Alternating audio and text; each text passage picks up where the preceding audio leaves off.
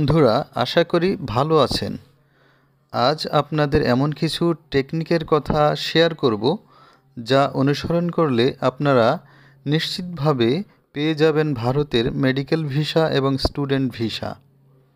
তাই ভিডিওটি না টেনে সম্পূর্ণ দেখুন, না হলে গুরুত্বপূর্ণ তথ্য এড়িয়ে যেতে পারেন। বন্ধুরা, ইন্ডিয়ান ভিসা সংক্রান্ত বিষয়ে সময়ে সময়ে আপডেট এবং কার্যকরী তথ্যের জন্য চ্যানেলটিকে সাবস্ক্রাইব করে সাথে থাকুন। আসুন তাহলে জেনে নেওয়া যাক টেকনিকগুলো কী। টেকনিক 1, সন্ধ্যা 6টার সময়ে ভিসার স্লট ছাড়ে, তাই অন্তত 10 মিনিট আগে ভিসার স্লটের জন্য সিস্টেমে লগ ইন করে রাখবেন এবং 6টা বাজলেই ট্রাই করবেন। বর্তমানে স্লটের সংখ্যা ইন্ডিয়ান সরকার বাড়িয়েছে। স্লট প্রতিদিন প্রায় 500 ছাড়িয়েছে। ডিসেম্বরের 25 তারিখের পর আরও বাড়বে ধীরে ধীরে। টেকনিক 2, অনলাইনে স্লট না পেলে সঠিকভাবে ফাইল প্রস্তুত করে জেনুইন ডকুমেন্ট কপি সহ বারিধারায় অবস্থিত ইন্ডিয়ান হাই কমিশনে ফাইল জমা দিবেন। ফাইলের মধ্যে অ্যাপয়েন্টমেন্ট পাওয়া ইন্ডিয়ান হসপিটালের থেকে হাই কমিশন বরাবর দেওয়া মেইলের কপিও দিবেন।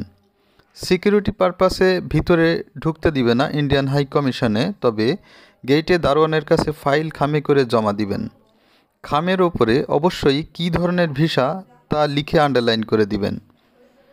বন্ধুরা, মনে রাখবেন মেডিকেল অ্যাপয়েন্টমেন্ট, ব্যাংক হিসাব বিবরণী সহ সকল আনুষঙ্গিক কাগজপত্রাদির সবসময় জেনুইন কপি দিবেন। কোনোভাবেই ফেক ডকুমেন্ট বা কম্পিউটার দোকানের তৈরি ফেক ডকুমেন্ট জমা দিবেন না, তাতে আপনারা ব্লক খেয়ে যেতে পারেন। ভবিষ্যতে আর কোনো ভিসা হয়তো দেবেই না ওই পাসপোর্টে। সাধারণত এম্বাসিতে ফাইল জমা করলে 2 থেকে 3 দিন বা 1 সপ্তাহের মধ্যেই তারা কল করে ফাইল জমা দিতে বলে। তারা ডেট জানিয়ে দেয়। কল করলে সময় পাবেন 1 থেকে 2 দিন, আর তাদের কল মিস করলে হবে না, বা নির্ধারিত ডেটেই ভিসা সেন্টারে ফাইল জমা দিতে হবে। এক্ষেত্রে ভিসা সেন্টারেই ভিসার টাকা জমা করা যায়। মিস করলে পুনরায় ডেট পাওয়া বেশ কঠিন হয়ে যাবে। সো এ বিষয়ে খুবই সচেতন থাকতে হবে বন্ধুরা।